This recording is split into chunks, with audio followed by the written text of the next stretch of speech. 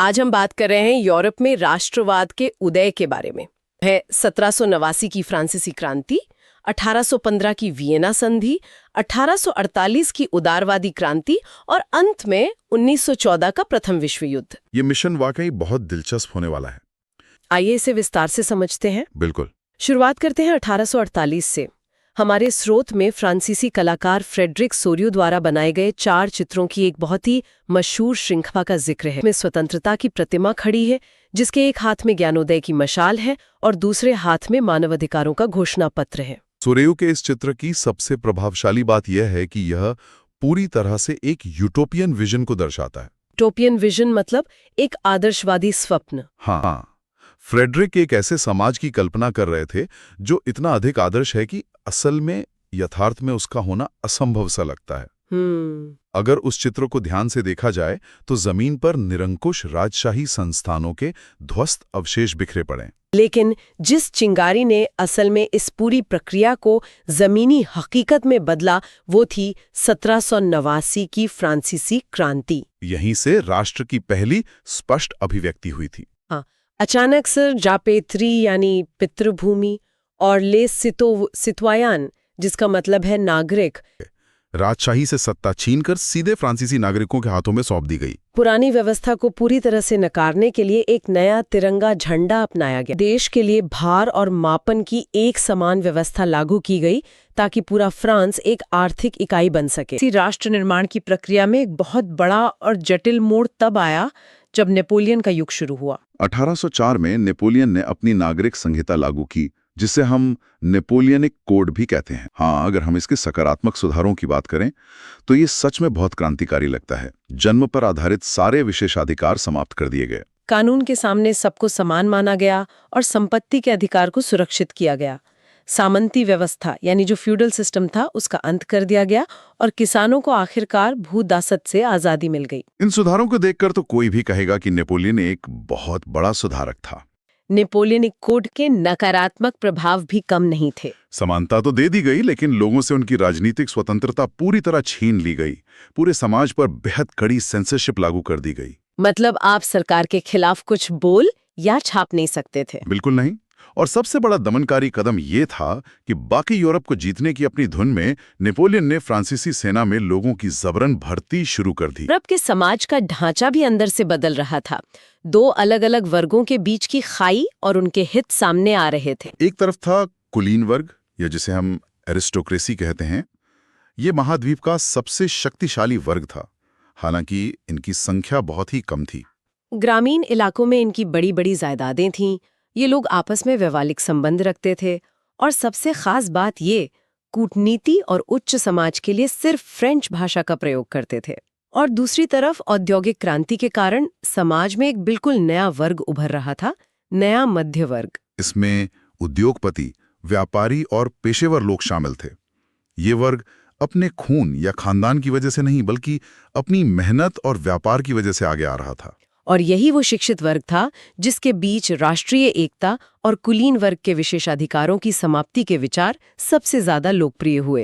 इसी नए मध्य वर्ग की मांगों के बीच से जन्म हुआ उदारवादी राष्ट्रवाद का, जिसे लिबरल नेशनलिज्म कहते हैं। लिबरलिज्म शब्द मूल रूप से लैटिन भाषा के शब्द लिबर से निकला है, जिसका सीधा अर्थ है आजादी। उस दौर में इस आजादी के 2 मुख्य पहलू थे। राजनीतिक दृष्टिकोण से ये विचारधारा निरंकुश शासकों और पादरी वर्ग के सदियों पुराने विशेषाधिकारों को खत्म करना चाहती थी। उनकी सबसे बड़ी मांग थी एक संविधान और एक संसदीय प्रतिनिधि सरकार का गठन।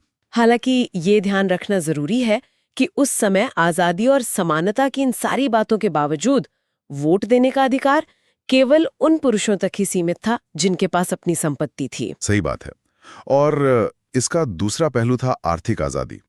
1834 में प्रशिया की पहल पर ज़ोल्वरीन नाम का एक सीमा शुल्क संघ स्थापित किया गया था। ये सच में कमाल का कदम था। इस संघ ने मुद्राओं या करेंसी की संख्या, जो उस समय 30 के करीब हुआ करती थी, उसे घटाकर सीधे 2 कर दिया। लेकिन इतिहास में बदलाव कभी भी बिना किसी कड़े विरोध के नहीं आते। 1815 में जब नेपोलियन की हार हुई तो पुरानी रूढ़िवादी ताकतों ने राहत की सांस ली और वे फिर से पुरानी व्यवस्था थोपने के लिए आगे आ गई। ब्रिटेन, रूस, प्रशिया और ऑस्ट्रिया जैसी महाशक्तियों के प्रतिनिधि वियना में इकट्ठा हुए, जिसे हम वियना की संधि के नाम से जानते हैं। और इस वियना संधि के फैसले सचमुच इतिहास की सुई को वापस पीछे घुमाने वाले थे। फ्रांस में उसी बुर्बोन राजवंश को फिर से सत्ता सौंप दी गई, जिसे फ्रांसीसी क्रांति के दौरान उखाड़ फेंका गया था। फ्रांस ने वे सारे इलाके खो दिए जो उसने नेपोलियन के समय जीते थे, और भविष्य में फ्रांस फिर से अपना सिर ना उठा सके, इसके लिए उसकी सीमाओं पर नए राज्य स्थापित कर दिए गए ताकि उसे घेरा जा सके। ये पूरी तरह से एक नया रूढ़िवादी क्रम था जो क्रांति से पहले की दुनिया में लौटना चाहता था। ये नई सरकारें पूरी तरह से निरंकुश थीं। और यहीं से शुरू हुआ यूरोप में गुप्त संगठनों और क्रांतिकारियों का एक बहुत ही रोमांचक युग। इन क्रांतिकारियों में एक नाम जो सबसे ज्यादा गूंजता है वो है इटली के ग्युसेपे मैत्सिनी का। ग्युसेपे मैत्सिनी, जिनका जन्म 1805 में जेनोआ में हुआ था, वे इस भूमिगत प्रतिरोध का एक बहुत बड़ा चेहरा बन गए। वे कार्बोनारी नामक एक गुप्त संगठन के सदस्य बने। बाद में उन्होंने खुद 2 नए भूमिगत संगठन बनाए, मार्सेई में यंग इटली और बर्न में यंग यूरोप। मैत्सिनी की विचारधारा बहुत ही स्पष्ट और अडिग थी। उनका मानना था कि ईश्वर की मर्जी के अनुसार राष्ट्र ही मनुष्यों की प्राकृतिक इकाई है। उनके अनुसार इटली छोटे छोटे राज्यों और रजवाड़ों का एक पैबंद बनकर नहीं रह सकता था। मेटरनिक ने मैत्सिनी को हमारी सामाजिक व्यवस्था का सबसे खतरनाक दुश्मन कहा था। इसके पीछे एक बहुत गहरा सांस्कृतिक आंदोलन भी चल रहा था, जिसे रोमानियत या रोमांटिसिज्म कहा गया। इस आंदोलन ने राष्ट्रवाद को एक बिल्कुल नया रूप दिया। इसने तर्क और विज्ञान की जगह भावनाओं और रहस्यवाद पर अधिक जोर दिया। उनका मानना था कि एक राष्ट्र केवल सीमाओं से नहीं बल्कि लोगों की साझी भावनाओं और संस्कृति से बनता है। ये बहुत ही दिलचस्प है कि संस्कृति कैसे एक हथियार बन सकती है।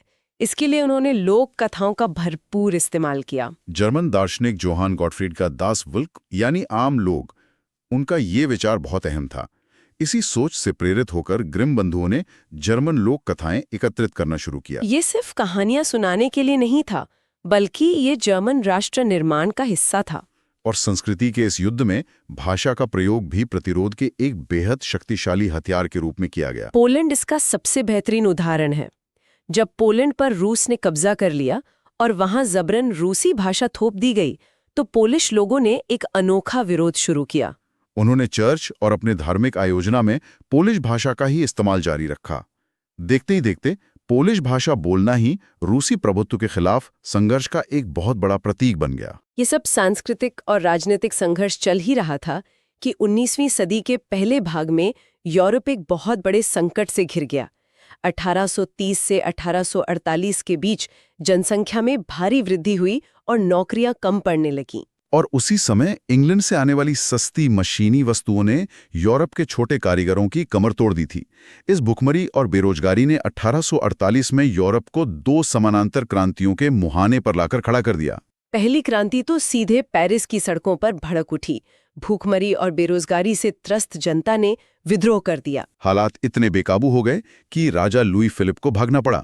इसके परिणाम स्वरूप फ्रांस में राजशाही का अंत हुआ और वह एक गणतंत्र बन गया, जहां सभी वयस्क पुरुषों को मताधिकार मिल गया। और दूसरी तरफ जर्मनी में क्रांति का एक अलग ही रूप देखने को मिल रहा था।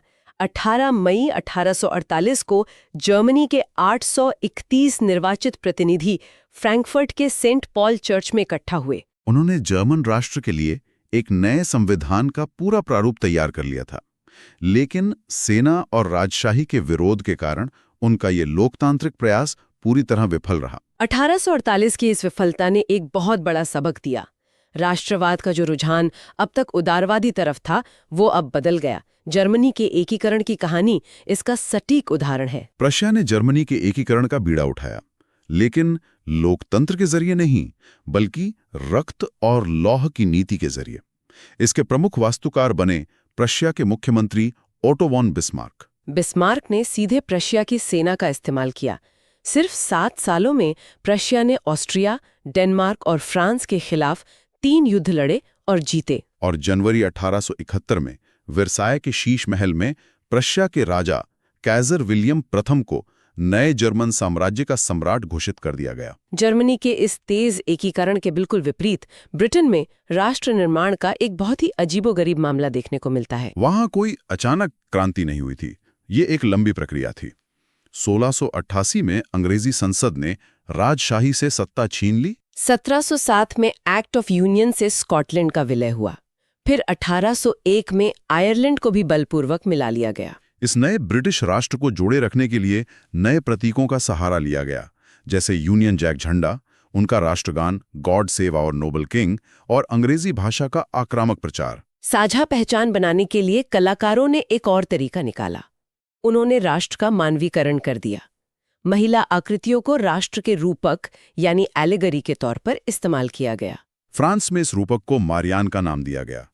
मारियान को स्वतंत्रता और गणतंत्र के प्रतीकों के साथ दर्शाया गया, जैसे लाल टोपी और तिरंगा।